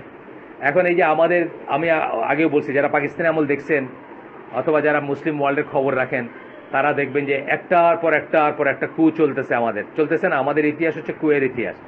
কিন্তু রেজাল্ট কি আমাদের আগেরটার চেয়ে সবসময় দেখবেন পরেরটা ওয়ার্স হয়েছে। আমি তো মনে করি হোসনি মোবারক হচ্ছে সিসি খারাপ, মনে করেন না? আবার হোসনি মোবারক সাদাতের চেয়ে খারাপ। সাদাত ছিল মানে পর্যায়ক্রমিক খালি খারাপই হচ্ছে, কারণ কি ওর ট্রিকগুলো সব শিখে আসতেছে এবং ওই লুফলগুলো সব বন্ধ করে আসতেছে। যেমন ধরেন সাদাতকে মারছে কি দিয়া, এন্টি এয়ারক্রাফট গান দিয়ে একটা স্যালুট দেয়, দেখছেন নাকি? হ্যাঁ, প্যারেডের সময় ওইটা দিয়ে নাকি মারছে সাদাতকে। ওইটা আর্ম ছিল। এখন ওইটা ঘোরানোর উপর রেস্ট্রিকশন আছে। আমার ছোট ভাই এডিতে ছিল, আমার ছোট ভাই বললো যে ওই ঘটনার পর থেকে এটার উপর রেস্ট্রিকশন আছে এবং এন্টি এয়ারক্রাফটের এমিউনিশন স্পেশালি সিল করা হয়, কারণ ওই দিন ওইটা নামানো হয়, তো ওই নামানোর সময় মেরে দিছিল আর। তো কি করলো, মানে আরো হার্ডার হইলো না, আরো টাফার হইলো, আরো লুফলগুলো বন্ধ হইলো, বা আরো শক্ত হবে। এবং শক্তর ব্যাপারটা অ্যাকচুয়ালি আলটিমেট এন্ড সাফারার কারা? আমরা সাধারণ মানুষের না, এন্ড সাফারার আমরা না। আগে ধরেন আমরা একটা প্রেসিডেন্টের সাথে হাত মিলাইতে পারছি, তারপরে হইলো যে 50 গজের ভিতরে কেউ ঢুকবে না, এখন হয়তো 5 মাইলের ভিতরে কেউ যাবেন না। মানে আমরা সাফারার না, আমরা আগে একটা প্রেসিডেন্ট বা একটা প্রাইম মিনিস্টারের কাছে এক্সেস ছিল আমাদের, আমরা পিঠ চাপড়াইতে পারছি একসময়, পারছি না বাংলাদেশে? একসময় পিঠ চাপড়াইছি আমরা, প্রেসিডেন্টের প্রাইম মিনিস্টারের পিঠ চাপড়াইছি, হাত মিলাইছি না? শেখ মুজিব ট্রাকে করে আসছে না এই দেশে, তো ট্রাকে করে আসছে কারা ওখানে, যে পারছে সে গিয়ে দৌড়ায় হাত মিলাইছে, যে পারছে সে গিয়ে পিঠ চাপড়াইছে। এখন পারবেন না, কারণ যত দিন গেছে আপনি এটাকে হার্ডার করে দিচ্ছেন। এবং ফিতনা তো কিছু যায় নাই, সমস্যা তো কিছু যায় নাই, খালি বাড়ছে, প্রত্যেকদিন ওয়ার্স হচ্ছে না। তো এইটাই হচ্ছে যে শাসক সরানোর ভিতরে। এই জন্য ইসলামে এসে আমিরের কোনো এক্সপায়ারি ডেট নেই, কোনো টার্ম নাই, আপনারা জানেন হয়তো। 4 বছর 8 বছর নাই, এগুলা কাফেরদের সিস্টেম। 4 বছর ডেমোক্রেসি, সবাই ভোট দিলেন, একজনে সরাই দিলেন। ইসলামী শাসকের কোনো টার্ম নাই, সরানোর কোনো ব্যাপার নাই। এই সমস্ত কারণগুলোর জন্য ছিল না। এখন তো ইসলামী শাসক নাই, সেটা অন্য কথা, সেটা আবার আলাদা একটা ব্যাপার। কারণ আপনার এই দেশের মানুষ তার ইসলামী শাসনের অনুযায়ী দেশ শাসন করে না, বা নিজেরাও শাসিত হইতে চায় না। আপনি নর্মাল মানুষের জিজ্ঞেস করেন, নর্মাল মানুষের আজকে যদি বলেন যে কালকের থেকে সব চ্যানেল বন্ধ হয়ে যাবে, সবাই আমরা সরিয়ে চাই না ভাই। আপনার এরকম সিলেটের গ্রামে গিয়ে আইলে জিজ্ঞেস করেন যে কালকের থেকে আসতেছে সরিয়া ল, কালকের থেকে সব চ্যানেল বন্ধ, সবাই আমরা এসব চাই না, আমরা এগুলো চাই না, যা চলতেছে এটাই চলুক, বলবে না? মেজরিটি মানুষ বলবে তাই, যা চলতেছে এটাই, কত আরামে আছে, ধরিব মৎস্য খাইব সুখে, দেখিব ঘুমাইব সুখে, বুঝছেন না? এখন হচ্ছে সিস্টেম এইটা। এখন আপনি চাইলেও সরিয়ে যাবেন। এটাই আমি বলতেছিলাম যে তালেবানরা যখন আফগানিস্তানে ফল করলো, তারপরে দেখা গেল একটা বন্ধ সিনেমা হল খুলে দিছে কান্দাহারে। ওই সিনেমা হলে কার আগে কে ঢুকবে 6 জন মরে গেছে, মানে কার আগে স্ট্যাম্পেড যেটাকে বল। তার মানে কি ওরা কি ইসলাম প্রতিষ্ঠা করছিল আর কাদের উপর করছিল চিন্তা কর। লাইন দিছে শেপ করার জন্য, সেলুনে ছবি দিছে, এটা লাইনে দাঁড়ায় সময় নষ্ট করতেছে না, ইন্ডিয়ান নায়িকাদের আদান একটা ছবি পোস্টকার্ড দেখতেছে আর কি, দাঁড়িয়ালারা সব, মানে যাদেরকে জোর করে দাঁড়িয়ে রাখছিল তাদের ছবি উঠছে, তারা ওই সেলুনের লাইনে দাঁড়ায় আর ওই কার্ডে ইন্ডিয়ান নায়িকাদের ছবি দেখতেছে। আমাদের অবস্থা আরো ওয়ার্স। আমায় বলেন, রাস্তায় গিয়ে বলেন যে কালকে থেকে চ্যানেল চলবে না, টেলিভিশন বন্ধ, হার্ট ফেল করে যাবে মানুষ। জেনারেল মানুষের কথা, আমি রিক্সাওয়ালার ভ্যানওয়ালার কথা বলতেছি, আমি এলিটদের কথা বলতেছি, আমি গুলশান বনানি বলতেছি, তাই না? হার্ট ফেল করে যাবে সবাই মানে জানা মাত্র রাস্তায় আসবে যে এই আইন চাই না আমরা, আল্লাহর আইন চাই না, শরিয়া চাই না আমরা, নজবিল্লাহ, এটা বলবে। যাই হোক, পরবর্তী আয়াত তারা কোট করে যেটা, আরেকটা আয়াত, my promise does not extend to the wrongdoers. Allah বলতেছেন জালিম যারা তাদের প্রতি আমার ওয়াদাটা তাদের বেলায় প্রযোজ্য না।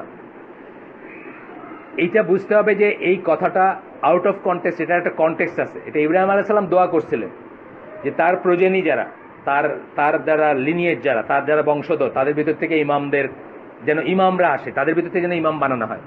কারণ আল্লাহ কি বলছেন যে ঠিক আছে, কিন্তু এটা সবার বেলা প্রযোজ্য হবে না। যারা রং ডুয়ার হবে, যারা জালিম হবে, তারা আল্লাহর প্রদত্ত ইমাম বা আল্লাহর খলিফা বা আল্লাহর রিপ্রেজেন্টেটিভ, এটা বলা যাবে না। জালিমদের বেলা এটা প্রযোজ্য না। আমরা দেখব এখন। This verse contains no proof that it is permissible to revolt against the rulers. ওরা যারা বলে যে পারমিসিবল, যাদের কথা বললাম, যে গ্রুপটা, আহলে সুন্নাত ওয়াল জামাত মনে করে পারমিসিবল না, খারেজি, মুতাজিলা এবং জায়দি শিয়ারা মনে করে পারমিসিবল। তারা এই আয়াতটাকে দলিল হিসাবে করে যে আমার প্রমিস রং ডুয়ার জালিমদের বেলায় এই না। তার মানে যেই কারণে লিডারকে অমান্য করা যাবে না বা ইত্যাদি ইত্যাদি যা কিছু বলা হয়েছে, এটা জালিম হলে তার বেলায় প্রযোজ্য না। এইখানে ওনারা বলতেছেন যে এই ভার্সে কোনো প্রুফই নাই, এই ভার্সে কোনো কোনো কোনো কোনো প্রমাণ নাই, কোনো দলিলই নেই যে তাদের এগেনস্টে অস্ত্র ধরা যাবে, লিডারদের এগেনস্টে বলে বলতেছেন। কেন? ইবন কাসিরের বলতেছেন, ইবন কাসিরের থেকে উদ্ধৃতি দিচ্ছেন, ইবন কাসিরের তফসির থেকে। when Allah made Abraham an imam, Ibrahim আলাইহিস সালামকে আল্লাহ যখন ইমাম বানাইলেন, ইমাম মানে লিডার বানাইলেন, অথবা উম্মতের মানে মিল্লাতের লিডার যেটা, বা ন্যাশনাল লিডার বানাইলেন যখন, বা লিডার হিসেবে বললেন, আমাদেরকে বলছেন না আমাদের লিডার, আমাদের ফোরফাদার, আমাদের কি বলে জাতির পিতা। আজকালকে আমাদের জাতির পিতার এত বিতর্ক, কিন্তু একজন মুসলমানের জিজ্ঞেস করেন আপনার জাতির পিতা কে, কইতে পারবে না। কিন্তু আমাদের জাতির পিতা কে? আমাদের জাতির পিতা ইব্রাহিম আলাইহিস সালাম। আমাদের পিতা চেঞ্জ হয়। জিন্না ছিল মোহাম্মদ আলী কি বাবায় আজম, পাকিস্তানিরা এখনো বলে বাবায় আজম, কায়দে আজম মোহাম্মদ আলী জিন্না। ইসমাইলি শিয়া ছিল, ইসমাইলি শিয়া, ইসমাইলি শিয়াদের শিয়ারাও কাফের মনে করে, মানে শিয়ারাও তাদেরকে মুসলমান বলতে চান। এই অবস্থাতে আগা খান যারা আর কি, আগা খান এরা হলো ইসমাইলি শিয়া। সে ছিল ইসমাইলি শিয়া, সে হলো আমাদের বাবায় কম। পাকিস্তানরা এখন বাবায় কম বলে, আমরা বলতাম কি কায়দে আজম, আর পাকিস্তানের এখন এটা আরো সিম্পলার করে বাবায় কম বলে। আর তো তাদের বাবায় কম হলো ইসমাইলি শিয়া। আমাদের বাবা চেঞ্জ হয়, আমার চেঞ্জ হয়ে আবার আসছে, আবার কখনো কি হবে আমি জানি না। মানে এই যুগে আমার এক লাইফে দুই বাবা দেখলাম আর কি। মানে তারপরে আগে যারা, অথচ মিল্লাতে ইব্রাহিম বা আমরা যারা মুসলিম, আমাদের কি আমাদের পিতা কি, আমাদের ফাদার অফ দ্য নেশন কি, মুসলিম উম্মার ফাদার হচ্ছেন ইব্রাহিম আলাইহিস সালাম, পেট্রিয়ার যাকে আমরা বলি। যাই হোক, তো এখানে বলতেছেন যে when Allah made Abraham an imam, he asked Allah for the imams after him to be from his progeny. উনি তখন দোয়া করছিলেন যে আমার পরে যারা ইমাম আসবে তারা যেন আমার বংশধর হয়, সব বা আমার বংশধর থেকে হয়। দ্যাট ওয়াজ রেসপন্ডেড টু, আল্লাহ সেটা কবুল করছেন। কিন্তু আল্লাহ কি বলছেন তখন এই কথাটা বলছেন, but he was inform that, তখন তাকে বলা হয়েছিল, তাকে জানানো হয়েছিল ইব্রাহিম আলাইহিস সালামকে, among his progeny would be evil doers and the pact of Allah would not extend to them. আমাদের কি আছেন এখানে? হাসান বাচ্চাগুলো চিল্লাতে না করেন তো, বলেন এখানে দিনের হালাকা হচ্ছে, চলে গেছে, আমরা আসি। যা কিছু একটা দিনের মজলিসকে ডিস্ট্র্যাক্ট করে, আপনার প্রাণপ্রিয় মানে সন্তান হইলেও আপনি জানবেন যে এটা শয়তান ড্রিভেন জিনিস। তার দোষ না, কিন্তু শয়তান তাকে ড্রাইভ করে নিয়ে আসে। কারণ দিনের হালাকা হইলে ফেরেশতারা ডানা দিয়ে ঢাকা রাখেন, উল্টাটা কি শয়তানের তখন কলজেরা ফাটে যায়, তাই না? আপনি তো জানেন, মানে যে কোনো শয়তান হচ্ছে আপনার মানে প্রকাশ্য শত্রু টিল এন্ড অফ টাইম। শয়তানের একমাত্র উদ্দেশ্য হচ্ছে আদম সন্তানকে জাহান্নামী করা, আর আপনার জীবনের একমাত্র উদ্দেশ্য হচ্ছে যে কোনো উপায়ে জান্নাতে যাওয়া। যা বলবেন আল্লাহ যদি আমি বলতেন যে কান্দুরে 100 বার উত্তর বলতে যাওয়া যাবে, তাইলে আমি তাই করতাম। মানে আমাদের টার্গেট হচ্ছে ওইটা, ওই টার্গেট পাইতে গিয়া, ওই গোল পাইতে গিয়ে আমরা নামাজ পড়ি, রোজা রাখি, হজ করি, জাকাত করি, দিনের মজলিস সব যা কিছু করতেছেন। আর শয়তানের সোল টার্গেট হচ্ছে আপনাকে জাহান্নামে বানানো। ওইটা করতে গিয়া প্রথমে আপনার কুফর শিরক না পারলে বেদাত আমরা জানি না পর্যায়ক্রমিক, বেদাত না পারলে শেষ পর্যন্ত আপনারা কি করবে, ইউজলেস কাজে লাগাই দিবে। ইন্টারনেট ব্রাউজিং, বসলেন একবার পয়লা, আচ্ছা নিউজ বিডি টুডে অনলাইন দেখলেন, ওইখান থেকে আইএস কিভাবে কাজ করে, ওইখান থেকে আটটা, তারপর ফেসবুক থেকে 4টা বাজে গেল। শেষের দিকে অনওয়ার্ডগুলো আছে তো আপনারা বললাম না, আপনারা জানেন সেগুলো কি। একটা থেকে একটা যাইতে 4টা বাজে গেল, নামাজের তো এখনো 1 ঘন্টা বাকি আছে। আচ্ছা একটু গড়ায় উঠলেন 9টার সময় ঘুম থেকে উঠলেন আর কি, ফজর শেষ। এইটা হলো শয়তানের টার্গেট, আপনাকে জাহান্নামী বানানোর জন্য ABCDEF আছে। তো তার ভিতর এইখানে যখন এই দিনের হালকা হইতেছে, আসমান থেকে নিয়ে জমিন পর্যন্ত ফেরেশতারা ডানা দিয়ে ঢেকে রেখে দোয়া করতে থাকেন আপনার জন্য। এটা তার কলিজে জ্বলে যাওয়ার কথা। তো সে বাচ্চার ফর্মে হোক, আরো কিছুর ফর্মে হোক, যেই ফর্মে পারবে আর কি, যেই ফিতনার ফর্মে পারুক, নিয়ে এসে চাইবে এটাকে বন্ডুল করতে। তো এটা মনে রাখবেন, ইভেন নিজের প্রাণপ্রিয় বাচ্চা হইলো, সেই বাচ্চাকে আমি শয়তান বলতেছি না, কিন্তু বলতেছি বাচ্চা উড বি ড্রিভেন বাই শয়তান। যেমন আল্লাহ রাসূল সাল্লাল্লাহু আলাইহি ওয়াসাল্লাম কি বলছেন, কুপি নিভায়া ঘুমাইতে বলছেন। কেন বলছেন? যে ডোমেস্টিক থাকে, যেমন ধরেন ইঁদুর, শয়তান কি করবে, ইঁদুরকে দৌড়ায় নিয়ে আসা ওই কুপিটা ফালাই দেওয়ার চেষ্টা করবে, দিয়ে ঘরে আগুন ধরাইতে চেষ্টা করবে। এই জন্য আল্লাহর নাম নিয়ে কুপি নিভায় ঘুমাইতে বলছেন। আপনারা যারা ওই ওয়ার্ল্ড অফ ডেভিলস এন্ড জিন ওই বইটা যদি থাকে পড়তে পারেন, বা ওটার লেকচারগুলো আছে লাগানো, দেখতে পারেন। আল্লাহ রাসূল কিন্তু কুপি নিভায়ে ঘুমাইতে বলছে, যে না হলে এইভাবে করে জিনরা, খারাপ জিনরা বা ইরা ইঁদুরকে দৌড়ায় নিয়ে এসে আপনার আগুন ধরাই দিবে বা এই করাই দিবে। ঘরের ভিতর আমাদের আগের দিনের ঘরগুলা সনের ঘর বা এই ঘর, এটা হয়। মানে আমরা অনেক সময় সুন্নাত জানি না বা এইটা জানি না। তো এখানে কি ইঁদুরটা কি শয়তান নাকি? না, ইঁদুরটা শয়তান না, বাট ইঁদুর ইজ ড্রিভেন বাই শয়তান। এখানে আপনার প্রাণপ্রিয় শয়তান সন্তানকে আমি শয়তান বলি নাই, but he or she would be driven by শয়তান, যে এখানে এসে একটা প্যা করে একটা চিৎকার দে বা একটা কান্না দে, বাপ উঠে গিয়ে বাচ্চাটা ধরবে, কোলে নিবে, বা সবাই ইটা চলে যাবে, মানে যা করতেছিল কনসেন্ট্রেশনটা নষ্ট হয়ে যাবে, এইটা। তখন কি বলতেছেন ইবনে কাসির, যে কিন্তু আল্লাহ কি করছেন, that was responded two, but he was informed that among his প্রজেনি would be evil doers and the pact of Allah would not extend to them. যে ইব্রাহিম আলাইহিস সালামের ঈদের ভিতরে, ইব্রাহিম আলাইহিস সালামের বংশধরদের ভিতরে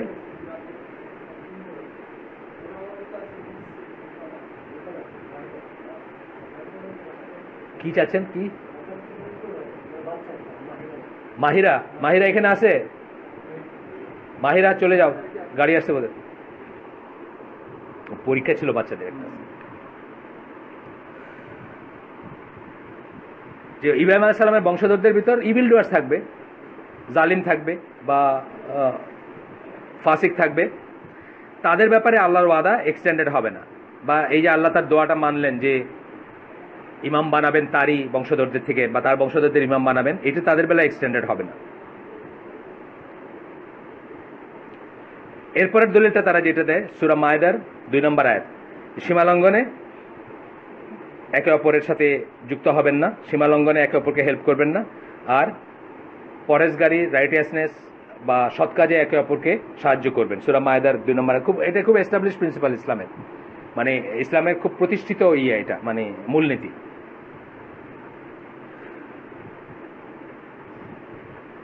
এই আয়াতটা ইউজ করে আপনি শাসকের বিরুদ্ধে অস্ত্র ধরতে পারবেন না। আমরা কি পড়তেছি এখন? আমরা পড়তেছি দুই সাইডের দলিল শুনছি আমরা, এখন কোনটা বেশি ভারী বা কোনটার যুক্তিযুক্ত বেশি ওইটা পড়তেছি। তো এইটা ওরা দলিল হিসাবে করে, কারা? খারেজিরা, মুতাজিলারা, জায়দি শিয়ারা এটাকে দলিল হিসাবে করে, যে এইটার উপরে বেস করে আপনি শাসকের এগেনস্টে, শাসক যদি জালেম হয়, শাসক যদি জুলুম করে, শাসক যদি এই করে, তার এগেনস্টে অস্ত্র ধরতে পারবেন। কিন্তু এইটা এখানে দেখা যাচ্ছে যে আপনি পারবেন না। কেন বলতেছেন?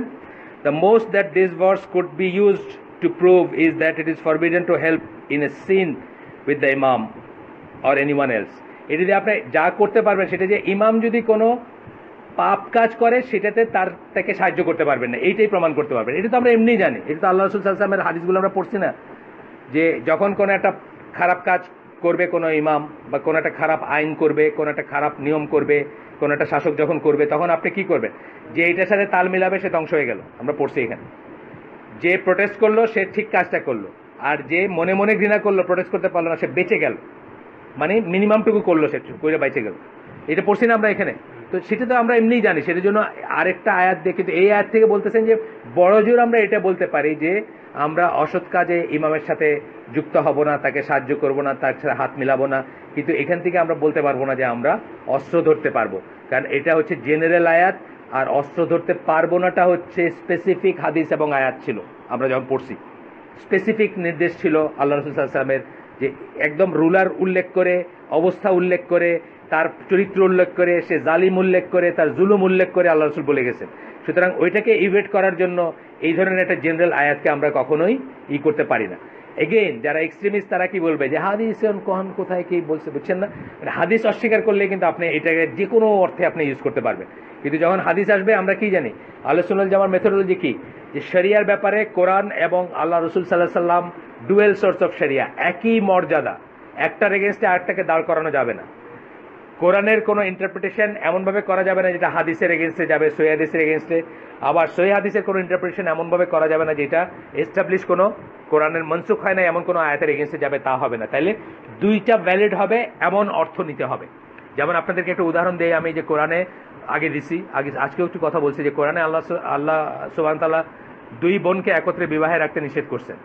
আল্লাহ রাসূল সাল্লাল্লাহু আলাইহি ওয়াসাল্লাম বলছেন যে খালা বোনজি এবং ফুফু ভাইজিকে একত্রে বিয়ে করা যাবে না, মানে একত্রে ওয়াইফ হিসেবে রাখা যাবে না।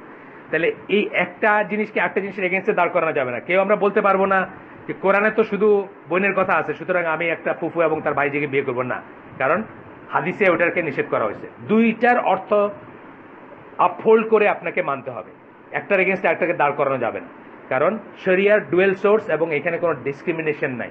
আল্লাহ বললেও ফরজ, রসুল অর্ডার করলে ফরজ। এটা কিন্তু আমাদের মুসলমানদের অনেকেই জানে না। অনেকেরই ভুল ধারণা যে শুধুমাত্র কোরআনে যেটা আসছে ওটা ফরজ এবং আল্লাহ রসুল যেটা বলছেন ওটা সুন্নাহ। এটা ভুল ধারণা। আল্লাহ রসুল যদি আদেশসূচক কিছু বলে থাকেন, যেমন জাকাতুল ফিতরের কথা বলছেন, ফিতরা যেটাকে আমরা বলি, সেটা কিন্তু কোরআনে একবারও আসে নাই, কিন্তু এটা আমাদের জন্য ফরজ বা ওয়াজিব। যেমন ধরেন নামাজের যে বিধানগুলো উনি দিয়ে গেছেন যেগুলো কোরআনে আসে নাই, 2টা সেজদা, একটা রুকু, এই সময় সালাম ফিরাবেন, তাকবীর তাহরিমা, এগুলো তো কোরআনে আসে না এইভাবে।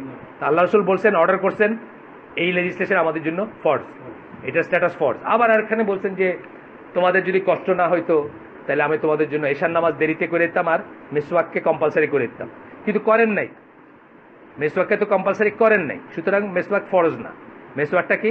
সুন্নাহ। কি সুন্নাহ? রিকমেন্ডেড সেন্সে সুন্নাহ, মানে মুস্তাহাব সেন্সের সুন্নাহ, মানে করলে ভালো এই সেন্সের সুন্নাহ, বাট এটা ফরজ না। কারণ ল্যাঙ্গুয়েজটা এরকম ছিল যে উনি এটা আমাদের উপরে ফরজ করে দিয়ে যান নাই। কিন্তু যদি অর্ডার করে যাইতেন উনি কিছু, যেমন আমি বললাম জাকাতুল ফিতরের কথা বলছেন, বা কোনো জিনিসকে হারাম করছেন, কোনো জিনিসকে হালাল করছেন, সেটার ওয়েট আর কোরআনের ওয়েট এক সমান, ওই জায়গায় এক। কিন্তু যেখানে সমান না সেটা হচ্ছে কোরআনের প্রত্যেকটা অক্ষর। এটা কিন্তু ভুল বুঝেন না। মর্যাদা মানে কিতাব হিসাবে, রিসাইটেশন হিসাবে মর্যাদা একটা ব্যাপার, আর শরিয়ার বিধান হিসাবে মর্যাদা একটা ব্যাপার। আমরা আপনাদেরকে এতক্ষণ যেটা বললাম সেটা হচ্ছে শরিয়ার বিধান হিসাবে আল্লাহ রসুল যা বলবেন এবং কোরআন যা বলবে এর ভিতরে কোনো ডিসটিংশন করা যাবে না। আল্লাহ রসুল বললে ফরজ, কোরআন বললে ফরজ, শরিয়ার বিধান হিসাবে। কিন্তু যখন কিতাব হিসাবে আসবে, কিতাব হিসাবে কোরআনের ধারে কাছেও কোনো হাদিসের কিতাবের মর্যাদা নেই। কেন নাই? কোরআন হচ্ছে আল্লাহর মানে কোরআন হচ্ছে ওয়াহি মাতলু, তেলাওয়াত করতে বলা হয়েছে। আল্লাহ বলছেন, রসুল বলছেন। কোরআনের প্রত্যেকটা অক্ষর তেলাওয়াতের জন্য সওয়াব আছে। হাদিসের বুখারী শরীফের অক্ষরের জন্য কোনো সওয়াব কেউ বলেন নাই, আমরাও জানি না। বুখারী শরীফ খতম বলতে there is no such thing as Bukhari Sharif খতম, যদিও আমাদের দেশে করা হয় এবং তারপরে দোয়া করা হয়, তারপরে সনদ দেওয়া হয়, তারপরে সিন্নি করা হয়, অনেক কিছু করা হয়, but there is no such thing as Bukhari Sharif খতম। এবং বুখারী শরীফের একটা একটা করে অক্ষর পড়লে আপনার সওয়াব হবে, এইরকম কোনো কথা আমাদের জানা নাই। বুখারী শরীফের যেটা জ্ঞান অর্জনের সওয়াব, যেটা সেটা আলাদা জিনিস। সেটা যে কোনো দিনের জ্ঞান অর্জন করলে আপনার হবে, বা আপনি ভালো একটা কাজ করলেন, সেটা অন্য জিনিস। কিন্তু কিতাব হিসাবে যখন আসলো, তেলাওয়াত হিসাবে যখন আসলো, তখন কোরআনের সাথে হাদিসের মর্যাদা আকাশ পাতাল তফাৎ। কিন্তু যখন লেজিসলেশন হিসাবে আসলো, এই জন্য মানে স্কলাররা একটা উদাহরণ দেন, অঙ্ক যারা বুঝেন তারা বুঝবেন বেটার, যে শরিয়ার বিধান হিসেবে হরিজন্টাল প্লেনে কোরআন এবং সুন্নাহ, আর ফজিলত বা সওয়াবের বিধান মানে পড়লে সওয়াবের হিসাবে ভার্টিক্যাল প্লেনে, মানে আগে কোরআন পরে হাদিস বা ইত্যাদি ইত্যাদি আসবে। বুঝছেন না ব্যাপারটা? তো এটা আমরা ভুল যেন না করি। এটা হচ্ছে আহলে সুন্নাত জামার সাথে সকল আদার বা আলুল হাদিস যাদেরকে আমরা বলি, আলুল হাদিস মানে জেনারিক সেন্সে আলুল হাদিস যেটা, তাদের সাথে সকল অন্য গ্রুপের ডিফারেন্স হচ্ছে এখানে, যে সকল অন্য গ্রুপ এই ক্লাসিফিকেশনটা করে থাকে। তারা হাদিসকে এই মর্যাদাটা দেয় না যে মর্যাদাটা দেওয়া উচিত, এবং তাদের সুবিধার জন্যই তারা দেয় না। কারণ হাদিসকে না মানতে পারলে, হাদিসকে if you can set aside, আপনি যদি হাদিসকে করেন তাহলে আপনার আসলে দিনের কিছুই মানতে হবে না। ধরেন আপনার দোস্তানদের নিয়ে আপনি একটা ঘরে বসে গপ্প করেন, এটা কি কোরআনের না করা আছে নাকি? পাইছেন কোথাও? হ্যাঁ, কোরআনে নিষেধ করা আছে না? হাদিসে নিষেধ করছেন আল্লাহ রাসূল সাল্লাল্লাহু আলাইহি ওয়াসাল্লাম। সো আপনি এখন বসবেন, বসে বলবেন যে আপনি গপ্প করতেছেন, আমি আপনার দেখে গেলাম, কাজটা তো ঠিক করলেন না। বলে দেখেন তো কোরআনে কোথাও লেখা আছে নাকি, দেখাই দেন আমার। এক রুমে নির্জনে 2জন বসা যাবে না, এটা লেখা আছে কোথাও? লেখা নেই, কোরআনে লেখা নেই। এইভাবে যদি আপনি বলতে চান তাহলে আপনি অলমোস্ট সব কিছুই করতে পারবেন। আলটিমেটলি মনের পর্দা, মনের নামাজ, বুঝছেন না? মনের দাড়ি, মনের পর্দা, মনের নামাজে চলে আসবে। যে মনে মনে নামাজ পড়লে হয়, মনের দাড়ি রাখলেই তো হয়, মানে বাইরে দাড়ি, মানে আমার মনের ভিতরে দাড়ি নেই, বাইরে দাড়ি রেখে কি? অনেকে আর্গু করে, কিন্তু আমি সামনে দিয়ে খালি একটা দাড়ি রেখে কি করলাম, আমার মনটা এখনো সব পাপ করতেছে, আগে মনের দাড়ি রাখেন। এই কথা বলে না? বলে কিন্তু। আর মনের পর্দা আসল পর্দা, বাইরের পর্দা হটাও, এটা তো একটা স্লোগানই আছে। মনের পর্দাটাই আসল পর্দা। অনেক ওই এক পীর ছিল, ভণ্ড পীর, পাবনায়, আব্দুল সাত্তার, ওই বহু মহিলাকে সে নষ্ট করছে তার পীরতন্ত্র দিয়া। তো তার ওইখানে স্লোগান ছিল এটা, মানে হুজুরের সামনে আবার কিসের পর্দা, হুজুরের সামনে সব সেম। যাই হোক, আপনার পড়েন না আব্দুল সাত্তারের কাছে হোমিওপ্যাথ ডাক্তার ছিল, বহু মানুষ নষ্ট করছে পাবনায়। বাইচে আছে কিনে যায় না, অনেক আগের কথা, পেপারে আসতো, ধারাবাহিকভাবে আসতো। নিজেকে সে একসময় গড করছে আর কি, তার ইরা তাকে গড মনে করতো আর গড ইনকার্নেট। যেখানে হুলুল বলে না একটা কথা শুনেন নাই, আলী রাদিয়াল্লাহু আনহুকে মনে করতো এক ধরনের লোক, ঈসা আলাহ সাল্লামকে মনে করে কাফেররা, মানে ইরা খ্রিস্টানরা। আলী রাদিয়াল্লাহু কারা মনে করে? আলিবাইট শিয়া যারা, সব শিয়া না, আলিবাইট শিয়া যারা, মানে সিরিয়ার রাষ্ট্রযন্ত্র যারা, তারা মনে করে যে উনি গড ইনকার্নেট। তারপরে এলিজা মোহাম্মদকে মনে করে হলো ইরা ন্যাশন অফ ইসলাম যারা। অনেকে ন্যাশন অফ ইসলাম শুনলে খুব আহাহু করে, ন্যাশন অফ ইসলাম মানে কত সাংঘাতিক ব্যাপার, করে না? অনেকে না জেনে করে আর কি, মনে করে যে এই কালো কালো চামড়া আমেরিকান দুনিয়া সবকিছু আছে তাদের কাছে, তারপরে তারা এই দল বানাইছে ন্যাশন অফ ইসলাম। পিওর কাফের আর কি এরা। ন্যাশন অফ ইসলাম দলটা হচ্ছে পিওর কাফের, কারণ তারা এলিজা মোহাম্মদকে গড ইনকার্নেট মনে করে আর কি। আপনারা হয়তো জানেন না, অনেকে বলে দিলাম আমি, যে পড়াশোনা করেন জানবেন ইনশাল্লাহ। যারা ন্যাশন অফ ইসলাম থেকে অনেকে পরে মেইনস্ট্রিম ইসলামে আসছে, সেটা অন্য কথা। যেমন ওনার ছেলে, এলিজা মোহাম্মদের ছেলে ওয়ারিস দিন মোহাম্মদ মারা গেছেন, অল্প দিন আগে মারা গেছেন। উনি কিন্তু আহলে সুন্নাত জামার মতাবলম্বী ছিলেন এবং মানে সুন্নি ইসের ইমাম ছিলেন আর কি, মসজিদের ইমাম ছিলেন বা ছিলেন। উনি ওনার বাপের তরিকে ছেড়ে দিয়েছেন। কিন্তু ওদের যে এখনকার লিডার আছে লুই ফারাকান, ও তো ওকে গড ইনকার্নেট মনে করে, মানে এলিজা মোহাম্মদকে প্রফেট মনে করে এবং গড মনে করে। যাই হোক, আমরা ফিরে আসি। তখন বলতেছেন যারা ক্লেম করে that it implies an obligation to assist in rebelling against the ruler, যারা দাবি করে যে এই আয়াত, সূরা মায়েদার 2 নম্বর আয়াত, শাসকের বিরুদ্ধে বিদ্রোহ করার ব্যাপারে আপনাকে বলতেছে বা আপনাকে আহ্বান করতেছে, taking that as an act of righteousness is not correct. তখন কি করলেন? আপনার টুইস্ট করে করলেন কি, এইটাকে পরেশগারি বানায় দিলেন। বলছেন আপনি পরেশগারিতে, মানে শাসকের কাছে বিদ্রোহ করাটা হলো পরেশগারি। আপনি নিজে কিন্তু টুইস্ট করলেন এটা। এই আয়াতের কোনো এক্সপ্লেনেশনে কোনোদিন কোনো স্কলার বলেন নাই, বরং আমরা জানি শাসকের এগেনস্টে বিদ্রোহ করাটা হচ্ছে খুব খারাপ একটা জিনিস, আমরা দেখছি না? কিন্তু আপনি এইটাকে রাইটিয়াসনেস বানায় দিলেন, বানায় দিয়া করলেন কি, যারা শাসকের এগেনস্টে বিদ্রোহ করতে তাদেরকে আমাকে হেল্প করাটা ওয়াজিব হয়ে গেল। বুঝছেন না? এগুলো হলো টুইস্টিং। সব সময়, যে কোনো এক্সট্রিমিস্ট গ্রুপ অথবা যে কোনো মডার্নিস্ট গ্রুপকে আপনি দেখবেন, দে মাস্ট টুইস্ট হাদিস অ্যান্ড সুন্নাহ। হাদিস এবং সুন্নাহকে টুইস্ট করে তাদেরকে এখানে যাইতে হবে। আমরা দেখছি এখানে সবচেয়ে এই যুগের সবচেয়ে কট্টর এক্সট্রিমিস্ট গ্রুপ নিয়ে আমরা দিনের পর দিন পড়ছি, ওগুলো আপনার রেকর্ডিং আছে। কারা তারা? তাকফির ওয়া হিজরা, যারা জামাতুল মুসলিমিন বলতো, ইজিপ্টের যারা, আর ইজিপ্টের বর্তমান মডার্ন যুগের সবচেয়ে কট্টর এক্সট্রিমিস্ট গ্রুপ ছিল তাকফির ওয়া হিজরা, যারা এখন একদম মানে ছত্রভঙ্গ হয়ে গেছে, তাদের লিডারেরা সব মরে গেছে বা তাদেরকে ফাঁসিতে ঝুলাইছে ইজিপশিয়ান আগেই, বেশ আগে 60s কথা বলতেছি আমি। কিন্তু এই তাকফির ওয়া হিজরা আমরা কি দেখছি? একেবারে মেথডিক্যালি সুন্নাকে এবং হাদিসকে অস্বীকার করে তারা তাদের সমস্তই করছে, নাথিং টু ডু উইথ সুন্না। আমরা মানে শরিয়ার যে উৎসগুলো আহলে সুন্নাত জামাত সকল স্কলার মানেন, তারা সেগুলোর বাইরে গিয়ে আরো 2টা উৎস বাইর করছিল, আমরা দেখছিলাম না এখানে। তো আপনারা একদম নিশ্চিত থাকবেন, যে কোনো চরমপন্থী দল অথবা যে কোনো modernist like Quranian, like Hizb ut Tahrir, like ওনার নাম কি খুব মডার্ন, তারেক রমাদান, যে কোনো modernist, they have to deny হাদিস, they have to brush aside হাদিস অ্যান্ড সুন্নাহ, নাহলে পারবেই না। তারেক রমাদান তো বলছে যে শরিয়ার কথাটা আমি বলে লাভ নাই, এখন শরিয়া ক্যান বি উইথহেল্ড, শরিয়ার বিধান এখন উইথহেল্ড রাখা যায়, কারণ উইথহোল্ড করা যায়, কারণ এখন এটা শরিয়ার সময় না। দলিল নিছে ওমর রাদিয়াল্লাহু কাছে ইস্তেহসান, মানে এখন তো একটা ক্রাইসিস পিরিয়ড যাইতেছে, এখন সরিয়া করে লাভ নেই, এখন ইউরোপীয় ইসলাম করতে হবে, প্রপাগেট করতে হবে। ইউরোপীয় ইসলাম আপনারা দেখেন, আপনারা জানেন, ইন্টারনেটে সবাই এক্সেস দেখেন কি ইসলাম।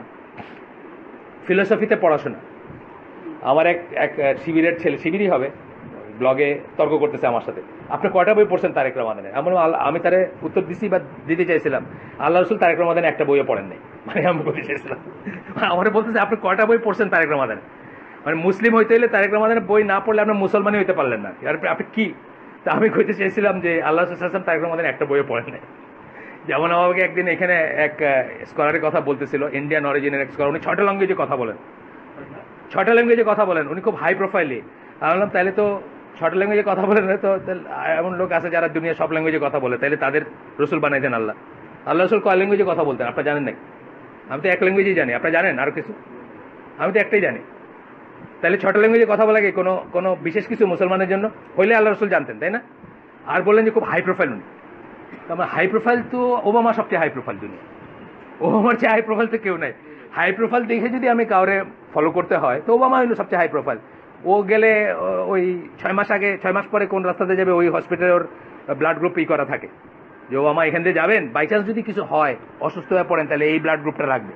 ব্লাড গ্রুপ জোগাড় করা থাকে যে এই রাস্তা দিয়ে, ধরেন পেনসিলভানিয়ার এই রাস্তা দিয়ে যাবেন ওবামা, তো ও তো সবচেয়ে হাই প্রোফাইল। তাহলে হাই প্রোফাইল যিনি আমার সাথে আর্গু করছেন, উনি বর্তমান একজন দিনের দায়ীর ব্যাপারে আর্গু করছেন, বললাম উনি খুব হাই প্রোফাইল। আমরা হাই প্রোফাইল তো তাহলে সবচেয়ে হাই প্রোফাইল ওবামা, আর উনি 6টা ল্যাঙ্গুয়েজ বলেন, আমরা আল্লাহ রসুল তো একটা ল্যাঙ্গুয়েজ বলতেন। তা আমাদের ই ফিরে যাবে কোথায়? আমাদের ই সবসময় আল্লাহ রসুলের কাছে ফিরে যাবে, সুন্নাহর কাছে ফিরে যাবে, গ্রেটনেসটা ওইখানে যাবে। যখনই আমরা এলসওয়্যার গ্রেটনেস দেখবো, তখনই আমরা পথভ্রষ্ট হব। তো ওই যার কথা বলছেন হাই প্রোফাইল এবং 6 ল্যাঙ্গুয়েজ, উনি কয়দিন আগে বলছেন যে গান্ধীর যে অহিংসা নীতি যেটা ছিল, ওইটার জন্য তাকে সারা জীবন সেলুট করা মানে প্রাপ্য আর কি। তার আপনি বুঝে নেন এখন। তারপরে মানে এইখানেই ডেভিয়েশনটা আসবে। যা কিছু সুন্নাহর বাইরে যাবে, সুন্নাহর বাইরে কোনো কল্যাণ নাই, সোজা কথা, সুন্নাহর বাইরে কোনো কল্যাণ নাই।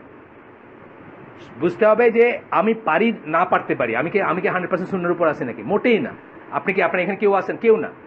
কিন্তু আপনাকে অ্যাকনোলেজ করতে হবে that's the best way of life, এর বাইরে কিছু নাই। আমি পারি বা না পারি, প্রথমে এটা অ্যাকনোলেজ করতে হবে। তারপরে কি করতে হবে? ওইটাকে আমার বাতিঘর বানাইতে হবে, নট আদার্স। 6 ল্যাঙ্গুয়েজ পড়তেছে এটা না। কর্পোরেট কালচারে মানে আপনি লেবু দিলে উনি লেমনেড বানায় দিবেন, এটা আল্লাহ রসুল কোনো বলেন নাই, কোথাও বলছেন নাই। কোথাও আমার লেবু দেওয়া আমি লেমনেড বানায় দিব, আল্লাহ রসুল বলছেন কোথাও? না। আল্লাহ রসুল বলছেন আমি কিছুই পারি না বলতে গেলে। তোমাদের দুনিয়ার ব্যাপারে তোমরাই আমার সে ভালো জানো। আল্লাহ রসুল একদম পিওর কনফেশন যে দুনিয়ার ব্যাপারে কি করবে এটা তোমরাই ভালো জানো। তোমরা কৃষি কাজ করো, তোমরা টেক, তখনকার টেকই যারা আর কি, সোজা কথা, তোমরাই ভালো জানো। আমি দিনের ব্যাপারে কিছু বললে এটা শিরোধার্য বা এটা মাইনে চলবা, দুনিয়ার ব্যাপারে যখন আসবে তোমরাই যেটা ভালো জানো, যেভাবে বুঝো সেভাবে করবো। আল্লাহ রসুল বলছেন give me a lemon, I produce lemonade, এটা বলেন নাকি? আমরা এইগুলারে বানাই দিচ্ছি আমাদের বাতিঘর। অথচ বাতিঘর হিসেবে কাকে বানানো ফরজ ছিল? সূরা আযাব 21 নম্বর আয়াত, আল্লাহ রসুল সাল্লাল্লাহু আলাইহি ওয়াসাল্লাম যারা আল্লাহ এবং আখিরাতের বিশ্বাস করে অথবা আশা রাখে, তাদেরকে বলতেছেন যে আল্লাহ রসুলের ভিতরে উত্তম আদর্শ। উত্তম আদর্শ মানে কি হিসাবে? দায়ী হিসাবে, বাপ হিসাবে, জেনারেল হিসাবে, প্রাইম মিনিস্টার হিসাবে, ইমাম হিসাবে, মেয়ের জামাই হিসাবে, বোনের জামাই হিসাবে, বাবা হিসাবে, যেভাবে দেখবেন he is the role model. আমরা এখন বলতেছি হাই প্রোফাইল, 6 ল্যাঙ্গুয়েজ করেন, এর লিগে আমার আই হ্যাভ টু লুক, মানে দিন খুঁজতে হবে সেই সবের ভিতরে গিয়ে। নজবিল্লাহ, আল্লাহ আমাদেরকে বুদ্ধি দেন, আল্লাহ আমাদেরকে দৃষ্টি দেন বোঝার এগুলো, যে আমরা কি বলি যখন বলি। এবং এগুলাকে যখন আমরা এই হিসাবে ধরবো, হ্যান্ডহোল্ড হিসাবে ধরবো, এটা ভাঙতে বাধ্য, ভাঙবেই। কারণ এগুলা সেই হ্যান্ডহোল্ড না যেটা আল্লাহ রসুল বা আল্লাহ বলছেন, যেটা যদি ধরেন এটা সবচেয়ে শক্ত এবং এটা ভাঙবে না কোনোদিন। সুতরাং সুন্নাহ এবং ইসের বাইরে গিয়ে আমরা প্রশান্তি বা আমরা পারফেকশন খুঁজবো না ইনশাল্লাহ। আসেন, তারপরে বলতেছেন ইট ইজ ফর, কেন আমরা এই কথা বলতেছি সূরা মায়েদার এই আয়াতটা সম্বন্ধে? This is because the text indicate that it is forbidden to revolt and it is a sin. একটা হচ্ছে বিদ্রোহ করাটা ফরবিডেন, নিষিদ্ধ, এবং এটা পাপ, গুনাহ। এটা জেনারেল সেন্সে, জেনারেল কেসে এক্সেপশন আছে। আমি আগেই বলছি কাফের হয়ে গেছে, তাকে পারলে আপনি রিমুভ করবেন, সেটারও কন্ডিশন আসবে। পারলে কথাটার মানে কি সেটা আসবে, আমরা পরে পড়বো ইনশাল্লাহ। আর একটা পড়েই আমি শেষ করি। আমার গাড়ি আসছে নাকি? শামীম আছেন এখানে? দেখেন তো গাড়ি খবর নেন তো। এটা ফোন আসছে, এই ফোনটা কার? ফোন আসছে। আরেকটাই পড়বো আমরা, আরেকটা দলিল পড়ে শেষ করে দিব আজকে। অ্যাজ ফর দ্য টেক্সট, যে সমস্ত text related to ordering good and eradicating evil, তারা কি করছে? সৎ কাজে আদেশ, মন্দ কাজের নিষেধের টেক্সটগুলোকে উদ্ধৃত করছে। কারা? খারেজিরা, জায়েদিরা এবং মুতাজিলারা।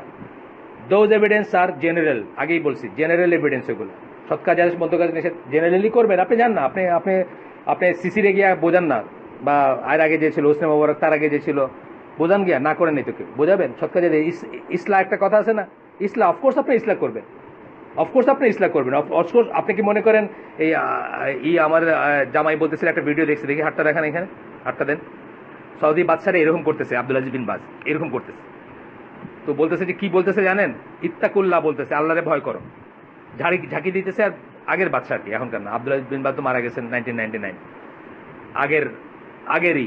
তারে ঝাঁকি দিতেছে আর বলতেছে ইত্তাকুল্লাহ, মানে আল্লাহরে ভয় করো, শাসককে বলতেছে। এটাই কারেক্ট জিনিস। তাকে বেইজ্জত করাটা কারেক্ট না, তাকে জনগণের সামনে বেইজ্জত করাটা কারেক্ট না। আপনারা অনেকে মনে করেন যে তারা ওই কিছু বলে না, খালি যা করে হুজুর করে, মোটেই না। কিন্তু তারা যেটা করে না, তারা এই মেথোডোলজিগুলো জানে, এগুলো তারা পড়ছে, আমাদের জ্ঞান নেই। আমি তো জীবনে এগুলো পড়িনি, জীবনে এগুলো শুনি নাই, জীবনে এগুলো পড়ি নাই, কিন্তু এগুলো তারা পড়ছেন, এগুলো জানেন। এগুলা আজকে জানেন না, আমাদের জন্মের আগের থেকে জানেন। ইবন তাইমিয়ার লেখা পড়ছেন, সাংকেতির লেখা পড়ছেন, আমাদের জন্মের আগের থেকে জানেন। এই জন্য তাদেরকে আমরা লাফালাফি করতে দেখি না। তাদেরকে আমরা দেখি যে তারা সবসময় কোনটাতে কল্যাণ সেই চিন্তাটা করে। এবং এই দেশেও আমরা দেখছি, এই দেশে কি আমাদের যারা স্কলাররা এখানে আসেন তারা কি বুঝেন না হোয়াটস গোয়িং অন? তারা ঠিকই বুঝেন, কিন্তু তারা জানেন বেনিফিট যেটা, মাসলাহাত যেটা, কল্যাণ যেটা, সেই জন্য তারা কি করণীয় সেটা তারা জানেন। তারা সব বোঝেন, তারা বুঝেন না তা না, তারা ঘাস খান না। তারপরে বলতেছেন যে being particularized by the hadith used as evidence by the proponents of the first opinion, এবং এইগুলা জেনারেল সৎ কাজে আদেশ, মন্দ কাজে নিষেধ, এগুলাকে পার্টিকুলারাইজ করা হয়েছে কখন? অন্যান্য হাদিসের দলিল দিয়ে। কি ব্যাপারে করা হয়েছে? যে আপনি সৎ কাজের ভিতরে এইটাও পড়ে যে আপনি শাসকের এগেনস্টে বিদ্রোহ করবেন না, এবং অসৎ কাজের ভিতরে এটা পড়ে যে আপনি তার এগেনস্টে দাঁড়াইলেন। এটা আমরা এখানে দেখছি। শাওকানি বলতেছেন, আরেকজন বড় স্কলার, উনি বলতেছেন those who argue that it is obligatory to rebel against unjust rulers, যারা আর্গু করেন, যারা তর্ক করেন যে জালিম শাসকের এগেনস্টে করা, দাঁড়ানোটা বা যুদ্ধ করাটা বা বিদ্রোহ করাটা obligatory, remove them by force and oppose them by fighting, use the text of Quran and Sunnah giving the general meaning of the obligation to order good and eradicate evil. যারা উল্টাটা বলেন যে শাসকের এগেনস্টে করতে হবে, ওই লাইটটা বন্ধ করে দিন যদি দরকার না হয়। আমাদের আইপিএসটা অত সাপোর্ট করে না, ওই লাইটটা একটা লাইট বন্ধ করলে একটু, হ্যাঁ ঠিক আছে, একটু কমই হবে। আর যদি কোথাও এক্সট্রা কিছু থাকে বন্ধ করে দিন। এই রুমে কি চলতেছে কিছু? না চলে না, ঠিক আছে। দুইটা আইপিএস এখানে, তারপরে ওইগুলা বয়স হয়েছে আর কি একটু, মানে এখনকার গাড়ির ব্যাটারি, আমাদের জাহাজে ব্যাটারি ইউজ করতাম, 10 বছরের পরে হয়তো একটা ব্যাটারি চেঞ্জ করতেছে। এই সেলই এই লেড অ্যাসিড ব্যাটারি আর কি। ইলেকট্রিক্যাল ইঞ্জিনিয়ার যারা থাকে তাদের কাজ হইলো এটা সপ্তাহে সপ্তাহে মাপা, স্পেসিফিক গ্রেভিটি এটা মাপা, 10 বছর চলে ব্যাটারি একটা। গাড়ির ব্যাটারিগুলো এমনভাবে দেয় যে 1 বছর 1 দিন হইলেই হইলো আর কি। মানে এটা মানে যত এক্সাক্ট করতে পারে তত লাভ আর কি। মানে 1 বছর 1 দিন ঠিক না, আমারটা 11 মাস 12 মাস চলছে, কিন্তু 1 বছর 1 দিনে হইলেই তো ওই গ্যারান্টি কার্ডটা শেষ আর কি। এখন আপনি গিয়ে এটা চেঞ্জ করে নিয়ে আসেন আর কি। তো আইপিএস এর ব্যাপারে আমি দেখি আজকাল সেরকমই অনেকটা, মানে তাদের যে সার্ভিসটা, তারা যে গ্যারান্টি পিরিয়ডটা আসে তারপরেই দেখি আস্তে আস্তে এটা বসতে শুরু করে। আমাদেরও ফল থাকে, আমরা অনেক সময় দেখি না। যাই হোক, এখন বলতেছেন যে যারা বলেন যে শাসকের বিরুদ্ধে দাঁড়ানোটা মাস্ট, তারা কি করেন? একটা জেনারেল টেক্সট ব্যবহার করেন, অথচ তার মুখামুখি স্পেসিফিক টেক্সটে, স্পেসিফিক দলিলে, স্পেসিফিক হাদিসে আল্লাহ রসুল মানে স্পষ্টত না করে গেছেন যে এটা করা যাবে না, বরং এইটাই সৎ কাজ যে আপনি তার কথা, তার অত্যাচারের মুখে পেশেন্স রাখবেন। এইটাই সৎ কাজ যে আপনি তার এগেনস্টে বিদ্রোহ করবেন না, উল্টাটা সৎ কাজ না। There is no doubt or question that the hadiths that we mention are more specific than those general unrestricted proofs. এখানে আমরা যে হাদিসগুলো দিছি এর ভিতরে যেগুলো পড়ছি, যারা ছিলেন আমাদের সাথে তারা জানেন যেগুলো একদম স্পেসিফিক, এত স্পেসিফিক যে বলতেছেন যে একটা রুলার যতক্ষণ নামাজ পড়ে, মানে এত স্পেসিফিক, তার চরিত্রটা পর্যন্ত ডিফাইন করে দিচ্ছেন যে সে আর তোমার পিঠে গা লাগাইছে 2 গা, হাদিস আসছে, তোমার সম্পদ নিয়ে গেছে, হাদিসে আসছে, তোমার রাইট দেয় নাই, হাদিসে আসছে, তুমি আল্লাহর কাছে রাইট চাও, তার রাইট তারে দিন, এটা তার রাইট আছে নেওয়ার। এবং তারপরে কি বলছেন? যতক্ষণ সে নামাজ পড়ে বলছেন, এত স্পেসিফিক ভাবে বলে গেছেন। অথচ সৎ কাজে আদেশ, মন্দ কাজে নিষেধ একটা জেনারেল টার্ম। আপনি আপনার মতো করে সৎ কাজ বানায় নিলেন, এটা আপনি আপনার মতো করে নিজের, ওই যে বললাম যে হাদিস যদি না মানেন, আপনি any which way you like আপনি এটাই করতে পারেন। আপনি এখন কইতে পারেন যে ওই আমি যদি একটা নাইট ক্লাবে যাই, দিনের দাওয়াত তো এখানে গিয়েও দিতে পারি, সৎ কাজে আদেশ না? ওদেরকে না করলাম যে তোমরা নাচানাচি করো না, আর ওদেরকে এই করলাম যে তোমরা ইমান আনো, আমি ওইখানে আধা ঘন্টা ছিলাম আর কি এই কাজের জন্য। সৎ কাজে আদেশ, মন্দ কাজে নিষেধ, তাই না? জেনারেল ভাবে তো ঠিক আছে কথাটা, কিন্তু স্পেসিফিক যখন যাবেন আমরা কি জানি? স্পেসিফিক কি? হারাম ত্যাগ করাটা টেক্স প্রেসিডেন্স ওভার রিকমেন্ডেড জিনিস। আপনি ওইখানে নাইট ক্লাবে দাওয়াত দিতে গেছেন, এটা একটা রিকমেন্ডেড জিনিস, আর গিয়া ইনভলভ হয়েছেন কিসে? হারামে ইনভলভ হয়েছেন। তার হারাম ত্যাগ করাটা এটা একটা মেথোডোলজি, টেক্স প্রেসিডেন্স, ওটা আগে আসবে, দেন ডুইং রিকমেন্ডেড থিংস, তাহলে আপনার যাওয়াটা উচিত হয়নি। তো এইভাবে যদি টুইস্ট করেন, তাহলে আসল কথা হচ্ছে, আবার বলতেছি, এক্সট্রিমিস্ট হোক বা মডার্নিস্ট হোক, সুন্নাহ এবং হাদিসে কি বলছে এটাকে পাত্তা না দিয়ে আমার মনে কি বলতেছে হাওয়া, সেটাকে তারা প্রাধান্য দেন। এই কথাটাই বলতেছেন, the one who is familiar with Sunnah is aware of that. Shawkani বলতেছেন যে যারা সুন্নাহ সম্বন্ধে জানে তারা এটা জানে। সুবহানাকা আল্লাহুম্মা বিহামদিকা আশহাদু আল্লা ইলাহা ইল্লা আনতা আস্তাগফিরুকা ওয়া আতুবু ইলাইক। আরেকটা হালাকা হবে ইনশাআল্লাহ আমাদের, তারপরে বন্ধ থাকবে টিল বোধহয় 17 তারিখ। এটা আমরা পরে মেইলে জানাবো ইনশাল্লাহ।